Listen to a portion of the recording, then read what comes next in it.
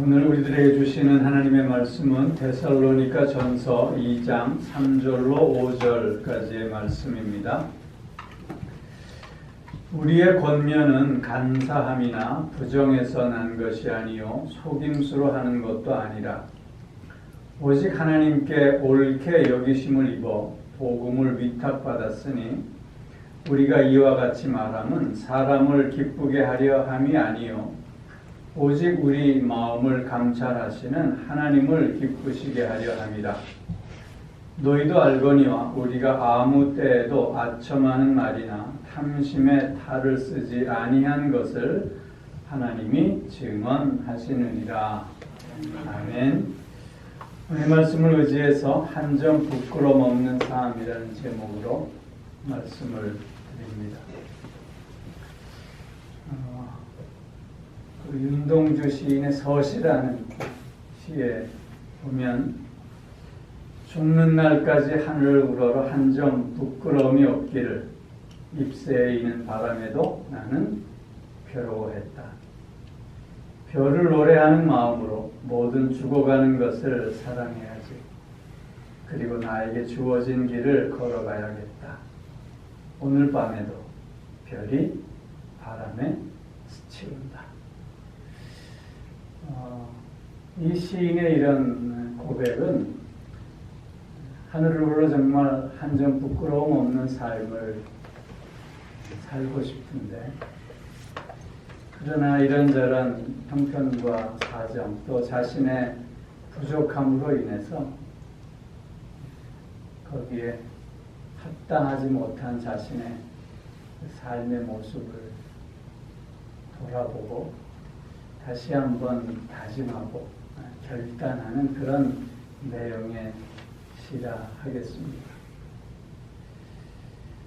죽는 날까지 하늘을 우러러 한 점 부끄러움 없기를 바라지만 그러나 그것이 뜻대로 되지 않기에 잎새에 이는 바람 소리에도 괴로워했다. 왜 나는 그렇게 못할까? 더 그렇게 하고 싶은데 왜 늘 이렇게 부족할까? 그러면서 다짐하기를 죽는 그 순간까지도 죽음 앞에서라도 나는 이런 나의 소망을 놓지 않겠다. 정말 부끄러움 없는 삶을 살아가 보겠다고 하는 그런 의지와 그런 용기를 표현하고 있는 시라 하겠습니다. 우리의 삶은 어떨지 모르겠어요. 정말 하늘을 우러러 하나님 앞에서 한 점 부끄러움 없는 삶을 살아오고 있는가? 거기에 자신 있게 대답할 사람이 어디 있겠습니까? 그러나 중요한 것은 그런 삶을 살았다 혹은 살지 못했다가 아니라 지금 그런 삶을 살고자 하는 열망이 있는가? 그런 삶을 살아보겠다고 하는 그런 마음의 결단이 있는가? 그런 소망을 가지고 있는가? 이것이 더 중요한 문제가 아닐까 합니다. 아름다운 사람은 아름다운 사람이 아니라 아름다워지고자 하는 사람이다. 그런 말이 있어요. 마찬가지로 우리가 정말 하나님 앞에서 한 점 부끄러움 없는 삶을 사는 사람은 그렇게 사는 사람이 아니라 한 점 부끄러움 없는 삶을 살아보겠다고 오늘도 결단하고 오늘도 하나님 앞에 자신을 온전히 내어드리는 그 사람이 곧 한 점 부끄러움 없는 삶을 사는 사람이 아닌가 싶습니다.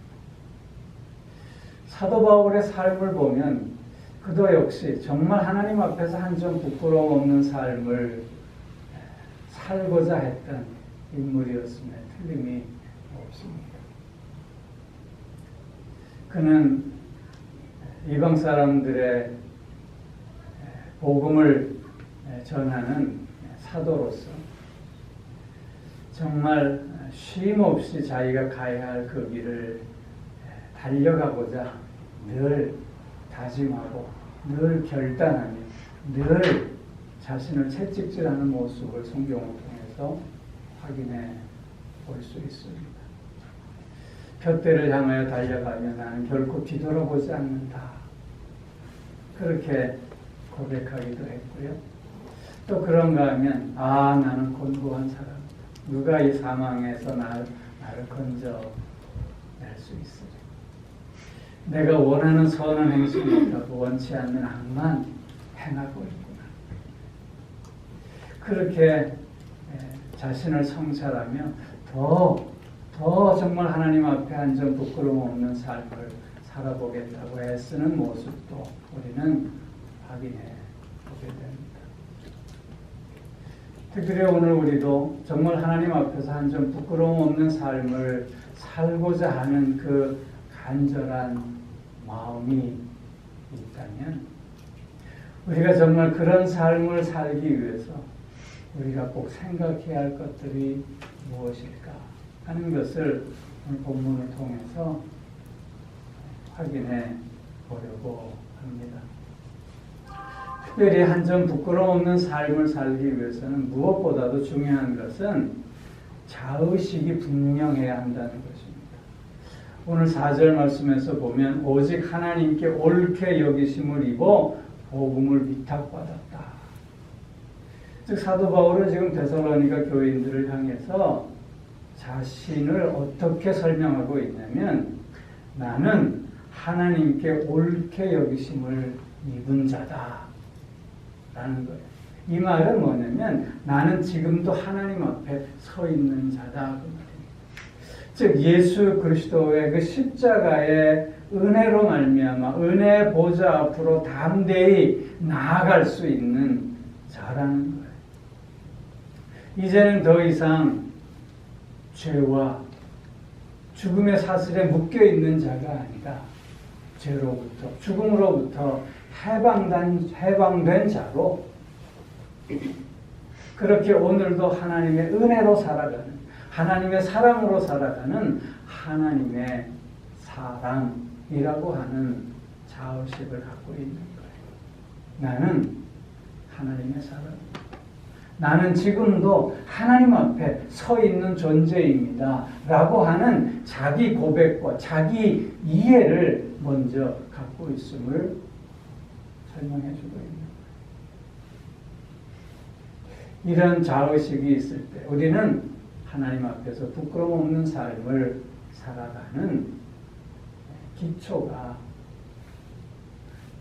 될 수 있다고 하는 거죠. 그리고 두 번째를 보면 여기 복음을 위탁받았다 그랬어요. 복음을 위탁받았다. 즉 복음을 위탁받았다고 하는 것은 복음을 맡은 자가 되었다. 복음을 증거하는 자가 되었다. 즉 복음을 위해 사는 사람, 복음의 사람, 복음의 증거자로서의 삶을 살아가는 자다. 그렇게 자신을 정의하고 있는 거예요. 즉 지금 사도 바울은 오늘 본문을 통해서 나는 하나님 앞에 서 있는 자요. 그리고 하나님의 사람으로 복음을 증거하는 그래서 정말 이 땅에 선한 영향력을 행사해야 하는 자다. 그렇게 고백하고 있는 거예요. 나는 누구인가? 나는 누구인가라고 하는 이 철저한 자기 이해와 자기 고백 속에서 오늘 나의 삶이 결정되어질 수 있다고 하는 것입니다. 독일의 보네프 목사님은 감옥에서 나는 누구인가라고 하는 처절한 고민 속에 시를 썼어요. 주변에 있는 사람들이 나를 평가하는 그 평가가 과연 난가? 아니면 내 안에서 끊임없이 어떤 땐 좌절하고 어떤 땐 절망하고 어떤 땐 분노하고 어떤 땐 슬퍼하고 원망하고 이런 모습이 난가? 라고 하는 것을 갈등 이런 그 남들의 평가와 자신 속에서의 자신의 모습에 대해서 갈등하면서 그는 마지막에 이렇게 고백하고 있어요. 내가 어떤 사람이든 하나님은 나를 아십니다. 나는 하나님의 것입니다. 그렇게 고백해요. 보네프 목사님이 그 감옥에서 마지막 고백이 뭐냐면 내가 어떤 사람이다. 하나님은 나를 아십니다. 나는 하나님의 것이다. 우리도 예외가 아니지 않습니까? 세상이 나를 바라보고 있는 그 모습, 그리고 내 안에 끊임없이 갈등하는 그 모습, 이 모든 것까지도 다 아시는 하나님이시기에 나는 오늘도 하나님의 모습, 그 하나님께 모든 것을 맡기며 살아가야 하지 않겠느냐라고 하는 것입니다. 여러분, 다시 한번 나는 누구인가? 나는 어떤 존재인가? 나는 오늘도 하나님 앞에 서 있는 하나님의 사람이다. 나는 오늘도 복음의 사람으로 이 세상에서 선한 영향력을 행사해야 하는 사람이다. 나는 오늘도 그래서 하나님의 것으로 사는 사람이다. 이렇게 스스로를 이해하고 정의하고 결단하는 우리가 꼭 되어져야 할 줄로 믿습니다. 우리가 하나님 앞에서 한 점 부끄러움 없는 삶을 살기 위해서 또 하나 우리에게 요구되어지는 것인데, 그것은 뭐냐면 목적의식이 분명해야 하겠다는 거예요. 목적의식이 분명해야 합니다. 오늘 4절 하반절에서 보면 우리가 이와 같이 말하면 사람을 기쁘게 하려 함이 아니요 오직 우리 마음을 감찰하시는 하나님을 기쁘시게 하려 합니다. 즉 사도 바울의 그 모든 삶의 목적이 어디에 있냐면 사람을 기쁘게 하는 것이 아니라 하나님을 기쁘시게 하는 것에 있었다고 하는 거예요. 여러분, 사도행전 3장에서 보면 베드로와 요한이 성전 기도하러 성전에 올라가다 성전 미문에 앉아서 구걸하는 안징뱅이를 만나잖아요. 그래서 어떻게 내게 은과 금은 없지만 내게 있는 예수 그리스도 이름으로 명하노니 일어나 걸으라. 그래서 그 벌떡 일어나잖아요. 이 사건으로 예루살렘이 뒤집어졌어요. 소동이 일어난 거예요. 이 굉장한 사건이 되어버린 거예요. 그래서 이 사건으로 말미암아 많은 사람들이 예수님을 믿게 되었고 많은 사람들이 그 예수에 대해서 관심을 표하기 시작했어요. 그러자 위기감을 느낀 사내들인 공회가 어떻게 베드로와 요한을 잡아들이잖아요. 그리고는 그 공회 앞에 세워서 더 이상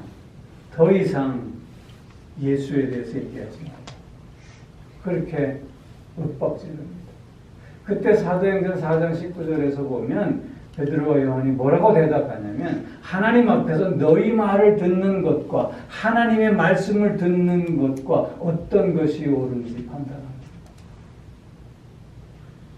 어떤 위험과 어떤 협박 속에서도 나는 하나님을 향한 삶, 하나님을 기쁘시게 하는 삶을 살 것을 포기하지 않겠다라고 그 생사여탈권을 가진 사내들인 공회 앞에서 담대히 외치고 있는 모습을 확인하게 됩니다.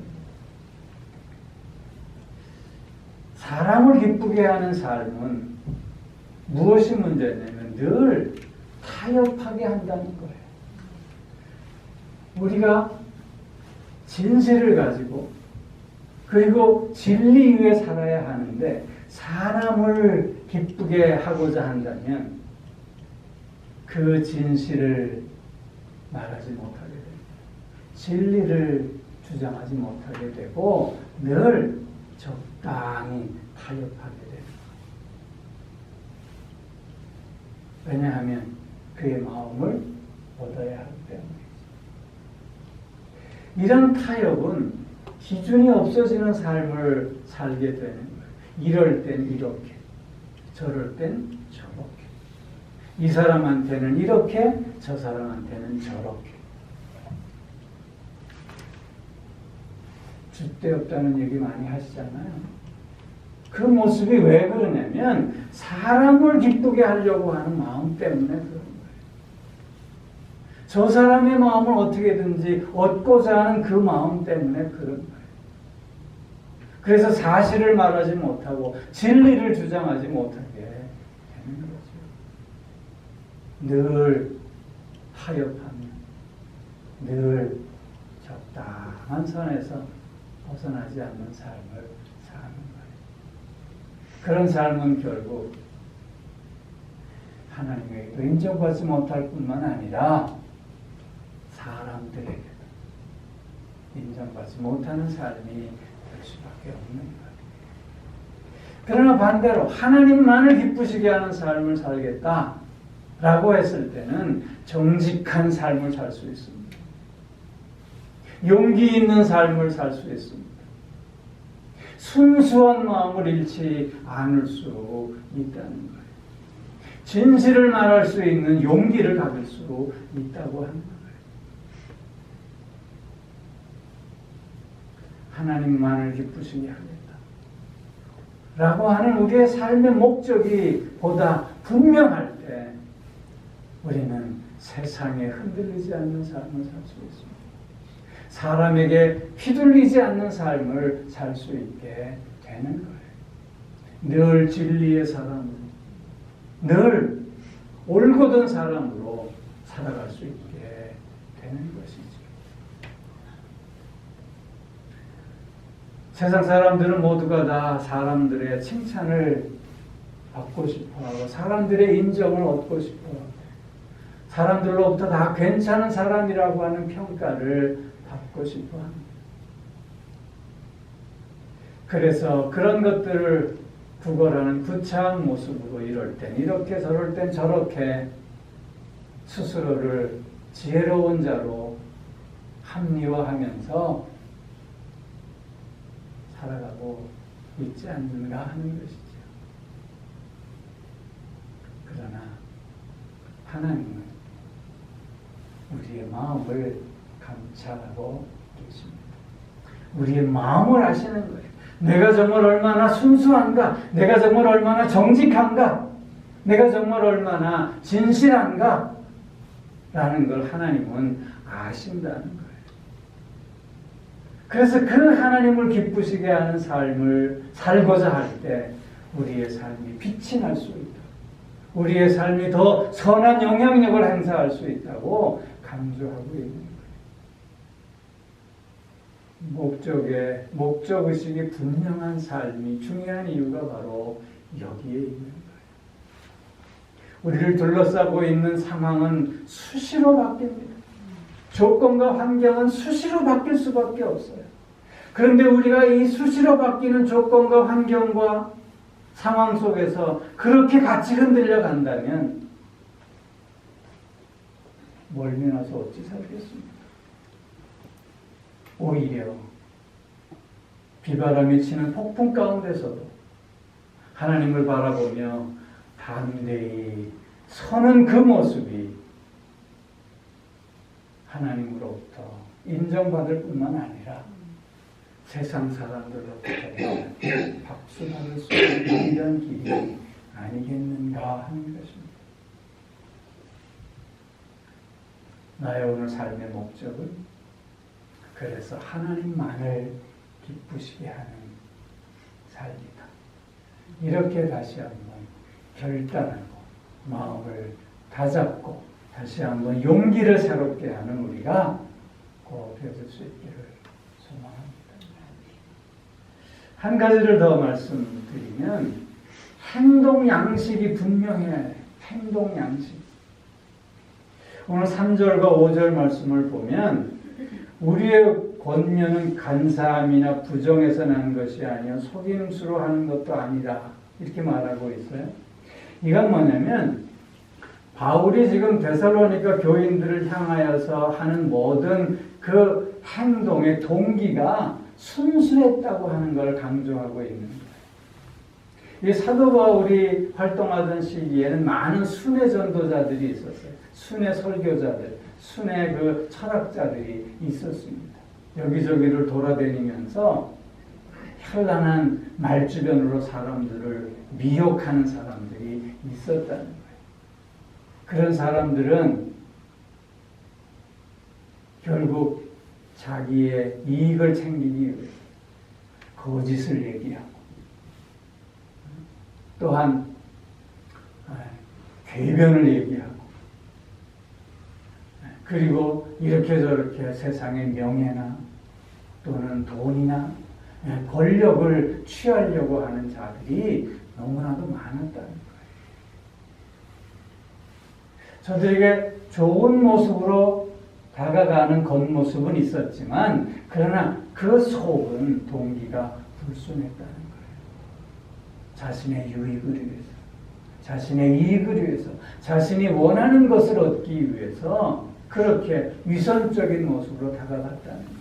그러나 사도 바울은 나는 아니다. 그 말이에요. 너를 향한 나의 행동의 동기는 순수했다. 그걸 강조하고 있는 거예요.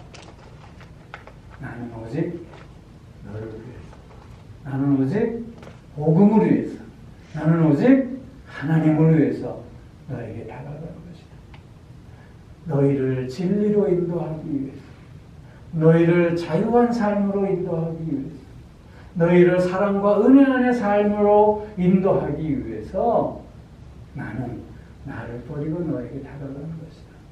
이렇게 지금 강조하고 있는 거예요. 우리의 모든 행동도 동기가 있을 수밖에 없어요. 그 동기는 늘 순수할 수 있어야 하겠다는 거죠. 왜냐하면 우리는 하나님의 사람이기 때문에, 우리는 복음의 증거자이기 때문에, 우리는 오늘도 너에게 선한 영향력을 행사하기를 원하기 때문에 순수하고, 내가 이렇게 하면 너는 이렇게 나를 생각해 주겠지? 그게 아니야. 순수하고 오직 너를 향한 진심과 사랑으로 그렇게 행동하는 우리가 먼저 되어야 되겠다는 거예요. 그런 행동 양식을 가질 수 있어야 되겠다. 그리고 5절 말씀에서 보면 너희도 알거니와 우리가 아무 때에도 아첨하는 말이나 탐심의 탈을 쓰지 아니한 것을 하나님이 증언하시는. 두 번째로는 아첨하지 않았다는 거예요. 아첨하는 말을 하지 않았다는 거예요. 여러분, 아첨한다는 게 뭐예요? 아첨한다는 것은 사실을 사실대로 얘기하지 않고 그의 비율을 맞추는 거예요.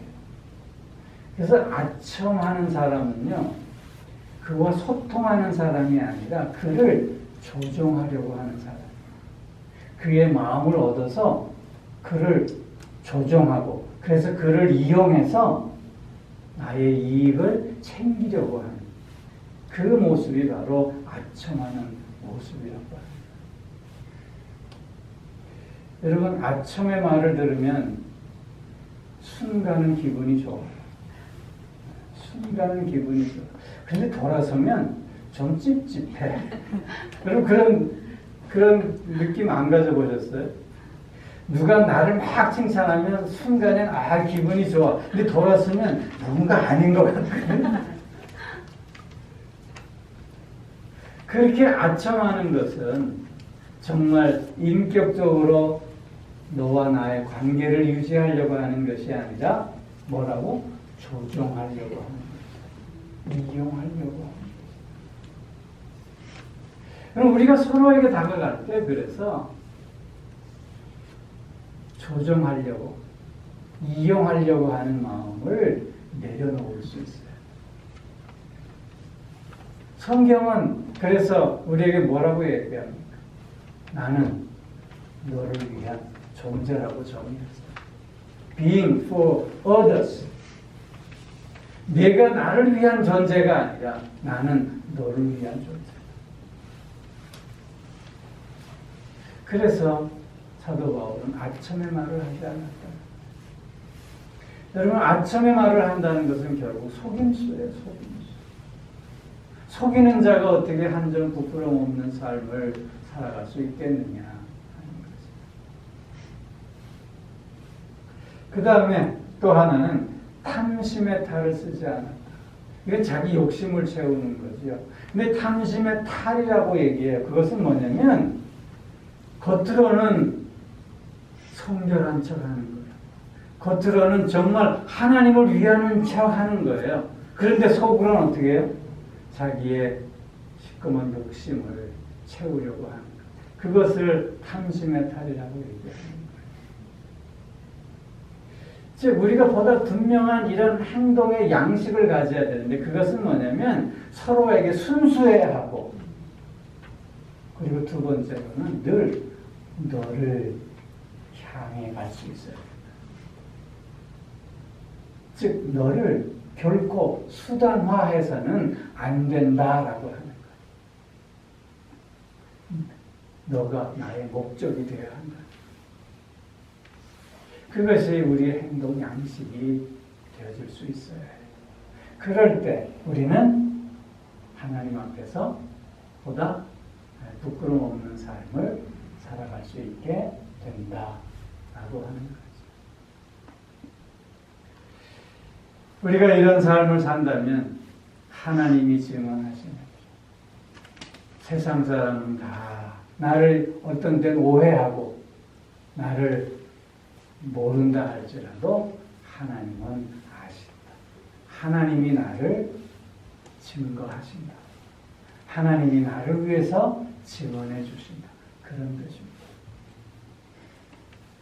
우리가 아무리 하나님 앞에서 발버둥 친다 할지라도 정말 하나님 앞에서 한 점 부끄러움 없는 삶을 살 수 있을까? 그렇다고 우리가 대답할 수 있는 사람이 과연 몇이나 있겠습니까? 그러나 그럼에도 불구하고 우리는 오늘도 하나님 앞에 한 점 부끄러움 없는 삶을 살고자 결단할 수 있어야 합니다. 하나님 앞에 한 점 부끄러움 없는 삶을 산다고 하는 것은 그래서 그런 의미에서 하나님 앞에 늘 회개하는 삶을 사는 것입니다. 하나님 앞에 나 자신을 돌아보며 철저하게 숨김없이 하나님 앞에 나의 모든 것을 내려놓고 회개하며 그래서 다시 새롭게 시작하는 그 삶이 하나님 앞에 보다 한 점 부끄러움 없는 삶을 살아가는 우리의 실존적인 모습이라 믿습니다. 오늘도 그래서 우리는 오늘도 하나님 앞에서 한 점 부끄러움 없는 삶을 사는 존재가 된 줄로 믿습니다. 기도하겠습니다.